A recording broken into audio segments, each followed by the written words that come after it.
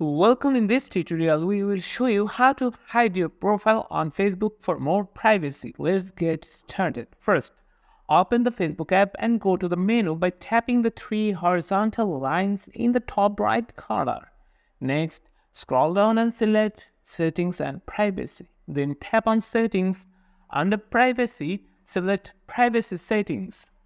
To control who can find and view your profile, select by adjusting who can see your future posts.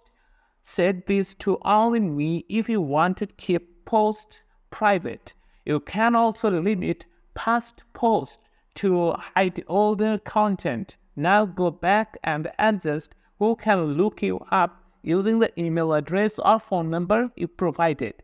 Set both to friends or only me to prevent strangers from finding you.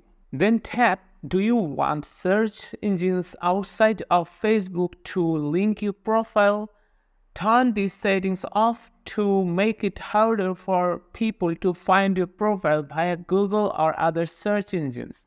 To make your profile harder to access, go back to Settings and select Profile and Tagging. Here, set who can see posts you are tagged in on your profile to only me. Also, turn on review posts you were tagged in to approve them before they appear in your profile.